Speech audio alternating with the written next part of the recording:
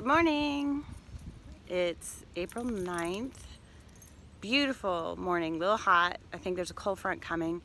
And I just wanted to show you real quick, sort of like I wanted to document where 3F is as far as plants go. So next year when I look at it, I can go, oh my gosh, you know, look how far we've come.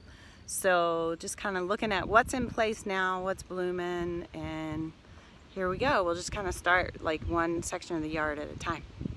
All right, so this is the south side yard here. And I'm just gonna walk and just talk about each one of these.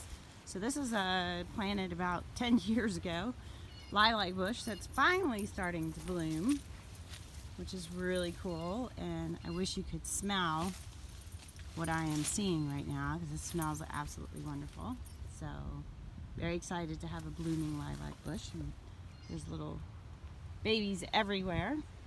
This is a gumi, which is at the end of its flowering, which is an Iliagnus, and gets this beautiful, very sour, high in lycopene red berry, kind of astringent. This is my hazelnut, which flowers in the winter. Just getting ready, it's just starting to leaf out. It has the most amazing soft leaves.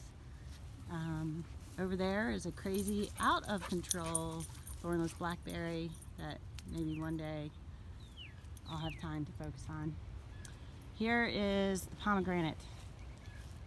Super excited about this. It used to die every year in the winter and then come all the way back. I don't know how old this is. It's probably about 6 years old. So I'm hopeful, since it made it through the winter. Last year it made it through the winter and I got one flower on it last year.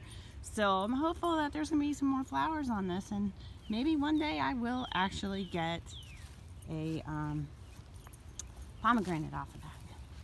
And then this is a oak leaf hydrangea that just got transplanted last year. I can't remember what this is. Might be a choke cherry, I'm not sure. Can't remember. Here's my asparagus bed.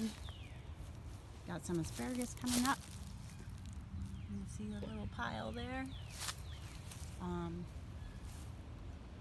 This is a weeping cherry. This is, that I'm walking past right now, is a Nanking cherry bush that I never get Nanking cherries off of. It blooms really, really early, and then it looks like it's gonna have cherries, like you can see here, this, and then those will drop off, and I won't get cherries. It's really kind of depressing. I can't figure it out. I have 2 of them, so I don't know what's going on. Very pathetic low bush blueberries. Trying to resurrect. Just transplanted some muscadines. Worked on some kind of, got muscadine. This is supposed to be some sort of concord that just got transplanted this year from a very large plant. So I don't know if the roots are gonna survive or not. Another one of those. There's a little muscadine action happening there. This one is a muscadine that got put in a couple of years ago as a little baby start, and I'm actually think it's doing pretty good. There's a whole line of hazelnuts. Those are all hazelnuts, like a hazelnut hedge. And there's the other Nanking cherry. You can see here. So I have a hard time taking care of my beds. I'm getting better, but it doesn't look like I'm getting better. These are my peonies. Coming back around. This is my annual garden. It's just a mess. I got some columbine there. You can see some comfrey coming up. All right, so this is serviceberry, otherwise known as Juneberry. I get a lot of cedar rust with that. That is a dwarf cherry. Can't remember the variety, but it's supposed to help with pollinating Rainier cherry. There's the columbine looking great. So this is some sort of plum. Don't remember what kind of plum when I bought it, but it's been here for a while and it does produce plums. I end up getting a lot of fungus on it, so it's kind of hard to harvest sometimes. And it's surrounded by some daffodils, and you can see all the comfrey coming up. Love the comfrey. Wish I could plant that everywhere. Can't remember what kind of flower that is. I came back this year. It's going to be tall. It's like 3 feet tall with white. I guess it's kind of like an aster. And this tree is another one of those trees, that cherry trees. It's not a dwarf, it's a semi, that is supposed to be helping with the Rainier. Haven't had cherries yet. Hopefully, maybe. Here's I got a blight on this plum tree, same plum tree as the other one. So don't know if that one's going to eventually not make it. And here I got some elderberries going. Yay, they look like they're taken. They look beautiful. I'm pretty excited about it. So those will be elderberries. There's another hydrangea. And this is a fig, which last year for the first time I actually got a really good fig harvest because it made it through the winter. And this one looks like it made it through the winter this time again because I see a leaf coming, which is fantastic because if it makes it through the winter, doesn't die all the way back, then I am golden with figs. Alright, so now we're at the front of the house, which you would say is directly east. So this is sort of, I guess, the front yard. And what I got going on here are the more cultivated hazelnut, and this is the one that you're supposed to get the hazelnuts off of. I don't know. I don't even know. Can't remember. It was one of the first plants I ever planted around here, and then it had its siblings that were for pollination. So they've grown up. They were little baby sticks back in the day. Got a lot of some daylilies and other types of flowers. This is a different kind of lilac bush. She's doing fairly well. Just transplanted that last year. Oh, and inside here, it's kind of funny. There's some Rose of Sharon, but I kind of like inside of here. It's kind of fun. But you can see my stinging nettle batch, which has now become a very shaded area. It's not shaded until this leafs out, which was a fairly recent event. So the stinging nettle grew beautifully, and now it's in shade right now. It seems pretty happy. Got some Solomon seal happening there, and this is gooseberry, and this is goji berry, which I've never gotten a goji berry out of. The gooseberry I've gotten, but the gooseberries don't taste very good, so not sure about what's all going on there. I got a butterfly bush, another little butterfly bush, and then some more serviceberry, and more serviceberry, and then that's another gooseberry. And then when you kind of, it's like, what the heck's going on here? So this is a hugel. I don't know if you can see it very well. So this is this right here is an actual U-shaped, C-shaped mound that has a whole bunch of sticks and stuff in there, and then there's this trench right here that you can kind of walk in. It's like a ditch, and the idea is the water comes in here, goes underneath of the hugel. As the sticks and stuff break down, my plants, which are apple tree, Rainier cherry tree, elderberry, another apple tree, and there's a red bud over there. There's some lespedeza kind of in the middle.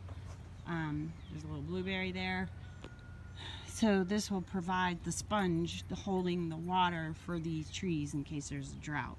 So I know it looks really chaotic on top of it right now, but there's actually wildflowers, and you'll see a little bit later there will be echinacea and poppies and all kinds of stuff growing on here. Hey, do not steal my hat off the car.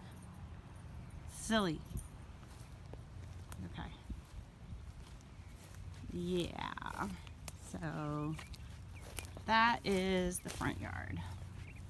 Okay, so this is the side of the house, and it doesn't look like much, but what ends up happening here is this is a passion plant, and I cut it all the way back down to the ground this spring, and what happens is it completely grows up and covers this whole entire, it becomes like a green monster, covers that whole entire. The bees love it. There are flowers well into late fall. It's great. Got some oregano in this bed, some salvia, and hopefully these strawberries I can take better care of and get some strawberries, some more comfrey, oregano, sage. And inside here I planted, I actually put some, and you'll be able to see it, I think, if I spread this to the side. See the white? Yeah, right there. That is wine cap. So King Strifaria, I put that in there, trying that. Here is Oregon grape, rose hip. This bed needs some desperate attention, but it is so low on the priority list. But the rose hip looks good. It'll be great. Got some lemon balm coming up there. This is sort of a shady area. The lemon balm looks great there. Some mushroom logs, some old ones. That's around the house. Alright, so let's take a look at the north side of things. Hi, baby. So this was a friend of mine just dug up a little baby maple years ago. Arbor Day. I put it in the ground. It's doing okay. This is a high bush blueberry. This is a southern blueberry, which has a lot of blooms on it. I'm kind of excited. Probably gonna get some stuff off of that. Oh, it's off my brain. Can't remember. Ugh. Anyway, yeah,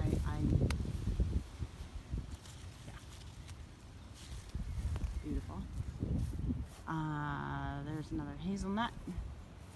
There's another red bud. Those are all forsythia that has a little bit of a lilac happening over there. And if you notice, the lining of the fence line of the park is filled with elaeagnus.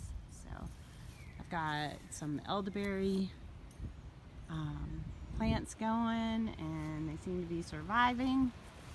I just put this one in yesterday. Don't know how it's gonna do. I also planted over in that area, planted a winter honeysuckle bush. That's a pecan tree, and I cut down I collared the black locust, and again some hugels that I have not addressed. There's 3 of them, and there's an apple, there's a mulberry, there's another apple, there's another pecan, there's another, that's a wild mulberry. Seems to be doing pretty well. So over here, I've been digging up a bunch of elderberries from this area that are coming off of these mama plants. Here's one that I would potentially dug, but I haven't gotten to yet to put anywhere. I got some brand new blueberries last fall. Try and do some starts. Some more serviceberry, garlic. Got some onions going on. These are elderberries with some gumi stuck in the middle. And that is, and I just put this grape in here, wondering if it would work at all. And daggone, I'm pretty happy. Look at what I see. I hope it works. I want it to do this whole fence. Right, baby? So continuing along the north side, we were just over there looking at everything. So continuing along the north side, I got a chestnut tree there. There's another chestnut tree over there. And this is my mushroom area.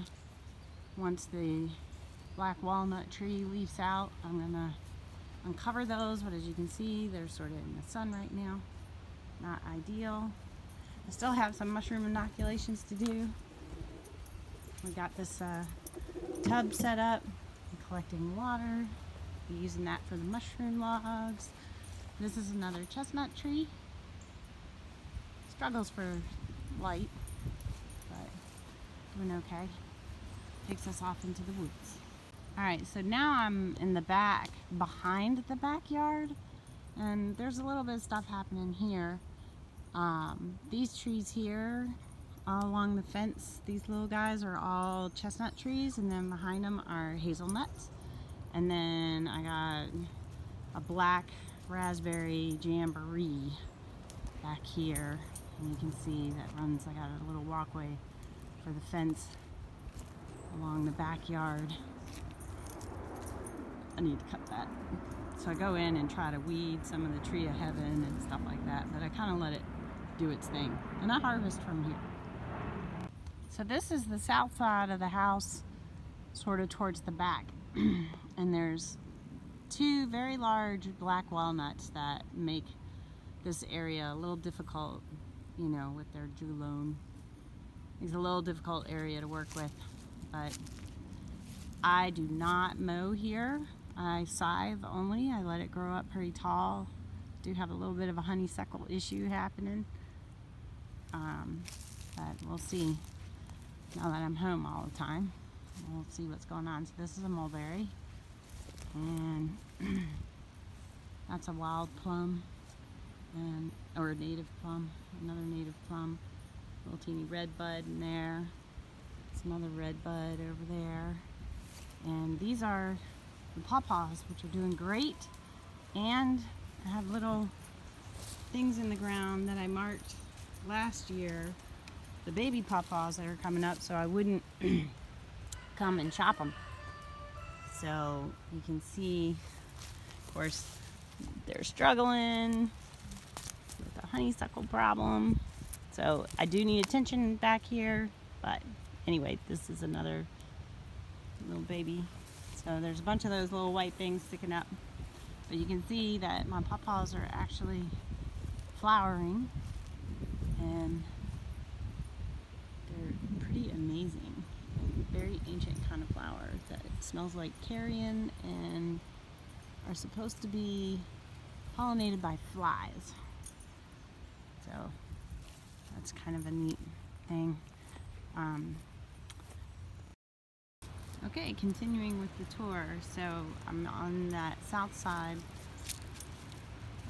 back section, and planted a new, that's a York that went in December. So that one looks like it's doing really well, as long as Ada doesn't do anything to it. There are Chinese yams planted along the fence line that'll be coming up later. I need to get that honeysuckle under control. I think I'm probably going to cut the Virginia creeper that's going there. Not sure yet. Have some Carolina spice bush that a friend had given me out of her yard, and it's blooming, which is kind of cool. There's some spiderwort here because that actually grows underneath a black walnut. And you can see here, these I put in December. These are Adam's elderberries. Threw some cuttings in pots. That seems to be doing pretty good. These are all doing really well. Might actually even get berries out of them.